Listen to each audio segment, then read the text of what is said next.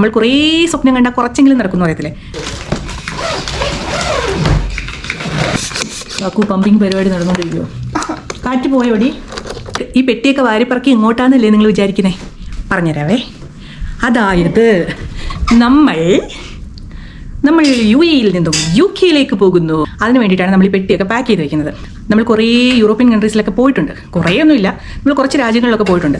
Serbia, Ireland, Georgia, അങ്ങനെ ഈ 3 സ്ഥലങ്ങളിൽ. അപ്പോൾ UK പോയിട്ട് അവിടെ കുറേ സ്ഥലങ്ങളും കൂടെ വിസിറ്റ് ചെയ്യാനുണ്ട്. സ്കോട്ട്ലൻഡ്, എഡിൻബ്രോ, അങ്ങനെ കുറേ സംഭവങ്ങൾ നമ്മൾ സെറ്റ് ചെയ്ത് വെച്ചിട്ടുണ്ട്. അതിൻ്റെ ഡീറ്റെയിൽഡ് വീഡിയോ ഒക്കെ എല്ലാ ദിവസവും ഞാൻ അപ്ലോഡ് ചെയ്യാം. ഇന്ന് നമ്മൾ എന്താ പറയുക, ഭയങ്കര എക്സൈറ്റഡ് ആണ് കേട്ടോ. ഞാൻ ഒരിക്കലും വിചാരിച്ചിട്ടില്ല എനിക്ക് ഇങ്ങനെ പല സ്ഥലങ്ങളും പോയി കാണാൻ പറ്റുമെന്നോ.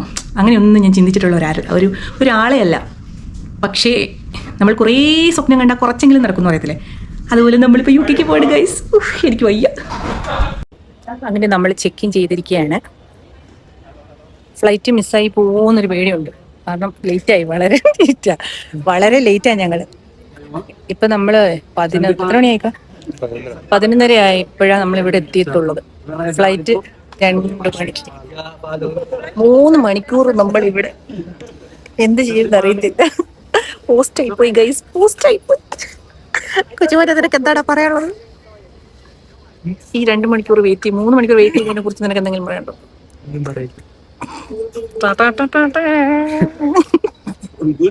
ഇക്കാക്ക് എന്തെങ്കിലും പറയണ്ടോ 3 മണിക്കൂർ വെയിറ്റ് ചെയ്തതിനെ കുറിച്ച്?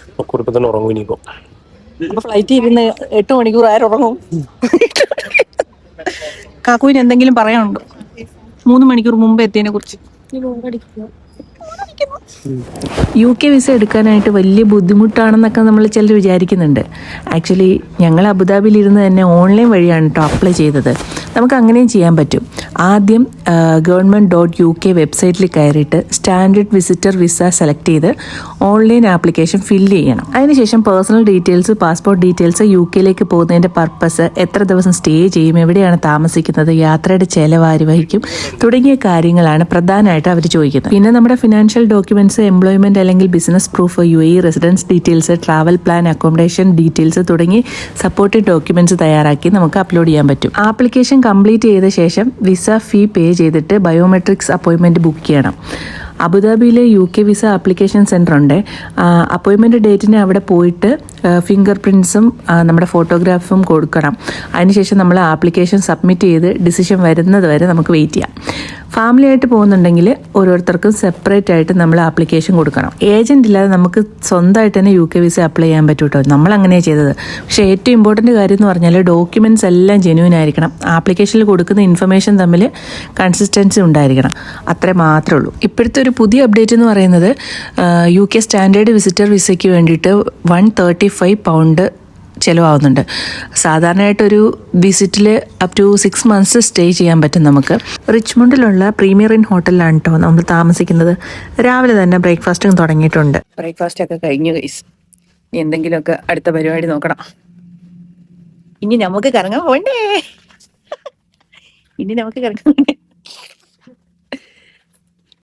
നമ്മൾ എവിടേക്കൊക്കെ പോന്നെ? ഇന്ന് ബക്കിംഗ്ഹാം പാലസ് പോകണം. പിന്നെ അതേപോലെ തന്നെ പിക്കാഡിലി സ്ക്വയർ പോകണം. പിന്നെ ബറോ മാർക്കറ്റ് പോകണം. പിന്നെ ഇങ്ങനെ ചെറിയ ചെറിയ പരിപാടികളൊക്കെ ആയിട്ട് നമ്മളിങ്ങനെ ചെറിയ പരിപാടികളൊക്കെ ആയിട്ട് ഇങ്ങനെയൊക്കെ അങ്ങ്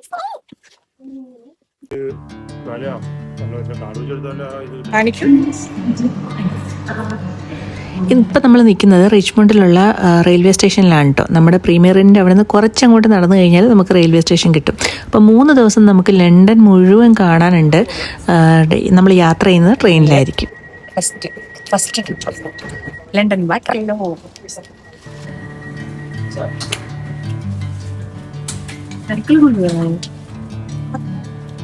ട്രെയിനിന് ചെറിയ ഇളക്കമൊക്കെ ഉണ്ട് കേട്ടോ. നമുക്ക് സൈഡിലിങ്ങനെ എന്താ പറയുക, ഈ ഓരോ റെയിൽപ്പാളങ്ങൾ, ഇങ്ങനെ കുറേ റെയിൽപ്പാളങ്ങളുണ്ട്. അത് അങ്ങോട്ടും ഇങ്ങോട്ടും ഒക്കെ ട്രെയിൻ പോകും കേട്ടോ. അധികം ഗ്യാപ്പൊന്നുമില്ല, ചെറിയ ഗ്യാപ്പേ ഉള്ളൂ. അപ്പോൾ ആദ്യം കയറിയിരിക്കുന്നതുകൊണ്ടാണെന്ന് തോന്നുന്നുണ്ട്. നല്ല പേടിയുണ്ട് ഗൈസ്. അപ്പോൾ നമ്മൾ നെക്സ്റ്റ് സ്റ്റേഷനിൽ എത്തിയിട്ടുണ്ട്. ഇവിടെ നമ്മൾ ഇറങ്ങും കേട്ടോ. ഇറങ്ങി കഴിഞ്ഞിട്ട് എങ്ങോട്ട് പോകണമെന്ന് നമുക്ക് ഒരു ഐഡിയ ഇല്ല. നമ്മൾ ഫോണിനകത്ത് എടുത്തിട്ട് എന്താ പറയുക ഗൂഗിൾ മാപ്പൊക്കെ ഇട്ടിട്ടാണ് നമ്മൾ ഓരോ സ്ഥലത്തോട്ട് പോയിക്കൊണ്ടിരിക്കുന്നത്. ഇതാണെങ്കിൽ ഇപ്പോൾ എത്തിയിട്ടുള്ളത് വലിയൊരു സ്റ്റേഷനാണ്. നമ്മൾ താമസിക്കുന്ന സ്ഥലത്തുള്ള സ്റ്റേഷൻ എന്ന് വെച്ചാൽ കുറച്ച് ചെറുതായിരുന്നു കേട്ടോ. ഇവിടെ എത്തിയപ്പം അങ്ങോട്ടും ഇങ്ങോട്ടും ഒക്കെ റെയിൽപാളങ്ങൾ, ഒരു രക്ഷയില്ല, ഭയങ്കര വലിയ സ്റ്റേഷനാണ്. ഇനി നമ്മൾ നെക്സ്റ്റ് ടിക്കറ്റ് എടുത്തിട്ട് അടുത്ത സ്ഥലത്ത് ഇറങ്ങണം. നമ്മൾ വന്ന ട്രെയിൻ ഇവിടെ വരെ ഉണ്ടായിരുന്നു.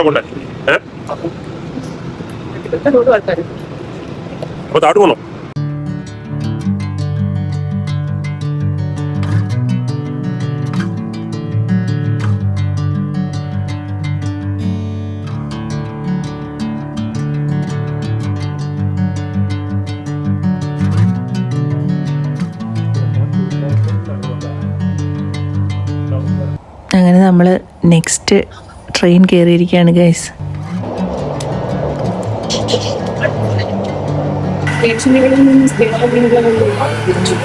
അങ്ങനെ അടുത്ത സ്റ്റേഷൻ എത്തി, അടുത്ത ട്രെയിൻ കയറി, അടുത്ത സ്റ്റേഷൻ എത്തി, അടുത്ത സ്പീഡിൽ പോകണ്ട. റോക്കറ്റ് വന്ന സ്പീഡിലാ പോകുന്നത്. ഇതല്ലേ പറ്റത്തില്ലെന്ന് പറഞ്ഞു.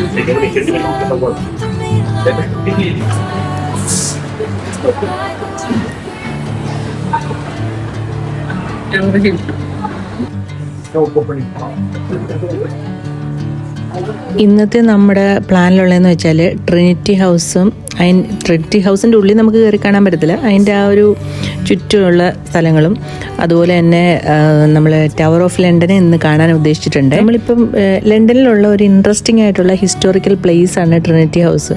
പുറത്തുനിന്ന് നോക്കുമ്പോൾ നമുക്ക് വലിയൊരു ഹിസ്റ്റോറിക് ബിൽഡിംഗ് പോലെ തോന്നുമെങ്കിലും ഇതിൻ്റെ പിന്നിൽ കുറേ വർഷങ്ങളുടെ ഒരു ഹിസ്റ്ററി തന്നെ ഉണ്ട്. 1514 ഹെൻറി 8 നൽകിയ റോയൽ ചാർട്ടർ പ്രകാരമാണ് ട്രിനിറ്റി ഹൗസ് സ്ഥാപിക്കപ്പെട്ടത്.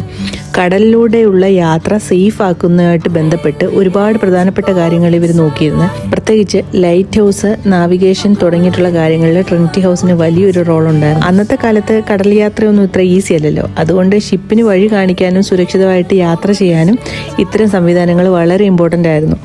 ഇന്ന് ഈ ബിൽഡിംഗ് കാണുമ്പോൾ ഒരു സാധാരണ ഓൾഡ് ലണ്ടൻ ബിൽഡിംഗ് പോലെ തോന്നുമെങ്കിലും ഇതിന് പിന്നിൽ 500 വർഷത്തിലേറെ പഴക്കമുള്ള ഒരു ഹിസ്റ്ററി തന്നെയാണുള്ളത്. ലണ്ടൻ യാത്രയിൽ ഹിസ്റ്ററി ഇഷ്ടപ്പെടുന്നവർ തീർച്ചയായിട്ടും കണ്ടിരിക്കേണ്ട ഒരു പ്ലേസ് തന്നെയാണ് ട്രിനിറ്റി ഹൗസ്. ഈ ഒരു ചെറിയ ഏരിയ കൂടെ നടന്നു കയറുമ്പോഴത്തേനും ലണ്ടന്റെ ഏറ്റവും പ്രധാനപ്പെട്ട ഒരു സ്ഥലമായ ടവർ ഓഫ് ലണ്ടന്റെ ഒരു ബ്യൂട്ടിഫുൾ വ്യൂ നമുക്ക് കാണാൻ പറ്റും. പുറത്തു നിന്ന് ആദ്യമായിട്ട് കാണുമ്പോൾ തന്നെ ഇതൊരു വലിയ പഴയ കാസിൽ പോലെ നമുക്ക് തോന്നും. ശരിക്കും പറഞ്ഞാൽ ഈ ബിൽഡിങ്ങിൻ്റെ ഓരോ ഭാഗത്തിനും ഒരുപാട് കഥകൾ പറയാനുണ്ട്. ഏകദേശം 1000 വർഷത്തോളം ലണ്ടൻ്റെ ഹിസ്റ്ററിയുടെ ഭാഗമായിട്ടുള്ള ഒരു സ്ഥലമാണ് ടവർ ഓഫ് ലണ്ടൻ. ഇതിൻ്റെ ഹിസ്റ്ററി തുടങ്ങുന്നത് തന്നെ വില്യം ദ കോൺകററിൻ്റെ കാലത്താണ്. 1066 നോർമാൻ കോൺക്വസ്റ്റിന് ശേഷം ഇംഗ്ലണ്ടിൽ തൻ്റെ പവർ ഉറപ്പിക്കാൻ വേണ്ടിയിട്ട് വില്യം പല സ്ഥലങ്ങളിലും കാസിൽ പണിതു. അതിൻ്റെ ഭാഗമായിട്ട് ലണ്ടനിൽ പണിത ഒരു ബിൽഡിംഗ് ആയിരുന്നു ഇത്. പിന്നീട് ഇത് കൂടുതൽ വികസിക്കപ്പെട്ടു. അതിൽ ഏറ്റവും ഫേമസ് ആയ ഭാഗമാണ് വൈറ്റ് ടവർ. പേര് വൈറ്റ് ടവർ എന്നാണെങ്കിലും ഇപ്പം നമ്മൾ കാണുന്ന ഈ ഒരു സ്ട്രക്ചർ അതിൻ്റെ പഴയകാല രൂപത്തിൽ തന്നെ ആയിരുന്നില്ല. പല കാലഘട്ടങ്ങളിലായിട്ട് ഇവിടെ ചേഞ്ചസ് ഒക്കെ ഒരുപാട് വരുത്തിയിട്ടുണ്ട്. ടവർ ഓഫ് ലണ്ടൻ്റെ ഏറ്റവും ഇൻട്രസ്റ്റിംഗ് പാർട്ട് അതിൻ്റെ പ്രസൻറ്റ് ഹിസ്റ്ററിയാണ് കേട്ടോ. റോയൽ ഫാമിലിയോടോ ഗവൺമെൻറ്റിനോടോ എതിർപ്പ് പ്രകടിപ്പിച്ച ചില ഇമ്പോർട്ടൻറ്റ് പ്രിസണേഴ്സിനെ ഇവിടെ തടവിൽ വെച്ചിട്ടുണ്ട്. പക്ഷേ ഒരു ഇൻട്രസ്റ്റിംഗ് ഫാക്റ്റ് എന്താണെന്നാൽ ഇവിടെ തടവിലായിരുന്ന എല്ലാവരും സാധാരണ ക്രിമിനൽസ് ആയിരുന്നില്ല. ഇതുപോലെ അതിൻ്റെ ഉള്ളിൽ പോയി കഴിഞ്ഞാൽ ഒരുപാട് ഹിസ്റ്ററി നമുക്ക് അറിയാനുണ്ട്. അപ്പം നമ്മൾ അകത്തെത്തിക്കഴിഞ്ഞാൽ കുറേ സമയം നമുക്ക് സ്പെൻഡ് ചെയ്യേണ്ടതുള്ളതുകൊണ്ട് വിശക്കുന്നതുകൊണ്ട് നമ്മൾ ഫുഡ് കഴിച്ചിട്ട് അങ്ങോട്ട് നീങ്ങാമെന്ന് വിചാരിച്ചു. അങ്ങനെ നമ്മൾ ലണ്ടനിലെ ചരിത്ര പ്രാധാന്യമുള്ള ടവർ ഓഫ് ലണ്ടൻ്റെ ഉള്ളിലോട്ട് കയറാൻ പോവാണ് കേട്ടോ. നമ്മൾ പറഞ്ഞു നിർത്തിയത് ഇവിടെ തടവിലായിരുന്ന എല്ലാവരും സാധാരണ ക്രിമിനൽസ് ആയിരുന്നില്ല എന്നാണ്. അങ്ങനെ പറയുമ്പം king, queen, nobles, political prisoners, അങ്ങനെ ഒരുപാട് ഇമ്പോർട്ടൻ്റ് ആളുകൾ ഇവിടെ പ്രിസണേഴ്സായിട്ട് വന്നിട്ടുണ്ട്. ഇവിടുത്തെ ഇംപ്രിസൺമെൻറ്റ് ഓരോ വ്യക്തിയുടെയും സ്റ്റാറ്റസ് അനുസരിച്ച് വ്യത്യസ്തമായിരുന്നു കേട്ടോ. ചില പ്രിസണേഴ്സ് വളരെ മോശം സാഹചര്യങ്ങളിൽ കഴിഞ്ഞപ്പോൾ ഹൈ സ്റ്റാറ്റസ് പ്രിസണേഴ്സിന് കമ്പാരിറ്റീവ്ലി കംഫർട്ടബിൾ ആയിട്ടുള്ള റൂം പോലും ലഭിച്ചിട്ടുണ്ടായിരുന്നു. ടവറിൻ്റെ ഹിസ്റ്ററിയിൽ എക്സിക്യൂഷൻസ് നടന്നിട്ടുണ്ട്. പക്ഷേ ഈ സിനിമയിലൊക്കെ കാണുന്നത് പോലെ എല്ലാ പ്രിസണേഴ്സിനെയും ഇവിടെ തന്നെ എക്സിക്യൂട്ട് ചെയ്തിരുന്നത് എന്ന് കരുതുന്നത് ശരിയല്ല. ചില ഇമ്പോർട്ടൻ്റ് എക്സിക്യൂഷൻ ടവറിൻ്റെ ഉള്ളിൽ നടന്നിട്ടുണ്ട്. മറ്റു ചിലത് ടവർ ഹിൽസ് പോലുള്ള സ്ഥലങ്ങളിലായിരുന്നു. നമ്മൾ കുറച്ചങ്ങോട്ട് നടന്ന് നീങ്ങിയപ്പം കുറേ ആൾക്കൂട്ടം കണ്ടു. അങ്ങനെ ചെന്ന് നോക്കുമ്പം ഇവിടുത്തെ ഹിസ്റ്ററിയുടെ ഒരു പാർട്ട് ഒരു സ്കിറ്റ് പോലെ ഇങ്ങനെ ചെയ്ത് കാണിക്കുവാന്നേ. Workers, please raise your hand when you hear an unfinished task of yours.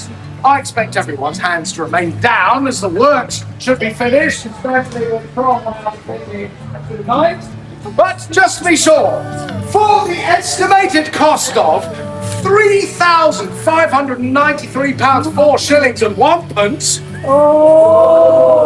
കുറച്ചു നേരം അതിങ്ങനെ നമ്മൾ കണ്ടു നിന്നിട്ട് പിന്നെ മ്യൂസിയത്തിൻ്റെ ഉള്ളിലോട്ടാണ് പോയത്. ഇതിൻ്റെ മുകളിൽ കയറി നിന്ന് കഴിഞ്ഞാൽ റാവൺസിനെ ഇട്ടിരിക്കുന്ന ആ ഒരു ഏരിയ നമുക്ക് കാണാൻ പറ്റും.